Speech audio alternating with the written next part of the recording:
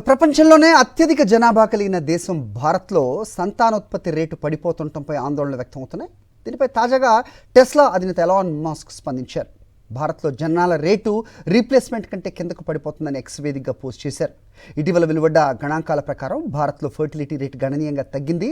సాధారణంగా ఒక దేశ జనాభా స్థిరంగా ఉండాలంటే సంతానోత్పత్తి రేటు 2.1 అంటే అధికంగా ఉండాలి. అయితే దేశం మొత్తంలో ఈ టీఎఫ్ఆర్ 2.3 నుంచి 1.9కి పడిపోయింది. ఈ గణాంకాలను ఓ మీడియా ఎక్స్లో పోస్ట్ చేసింది. భారతదేశ చరిత్రలో ఫర్టిలిటీ రేట్ రీప్లేస్మెంట్ కంటే కిందకి పడిపోయినట్టుగా వెల్లడించింది. దీన్ని మాస్క్ రీపోస్ట్ చేశారు.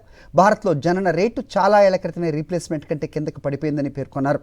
అత్యంత విద్యావంతులున్న ఈ దేశంలో ఇలాంటి పరిస్థితి నెలకొనడంపై ఆయన ఆందోళన వ్యక్తం చేశారు.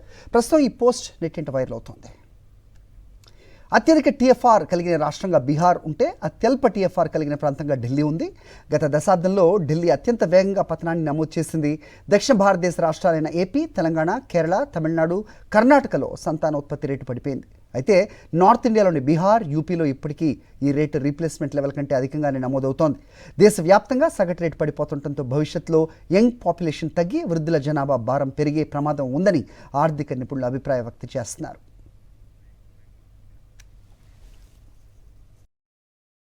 మరిన్ని అప్డేట్స్ కోసం ఛానల్ ను సబ్స్క్రైబ్ చేయండి. నోటిఫికేషన్స్ కోసం బెల్ ఐకాన్ పై క్లిక్ చేయండి.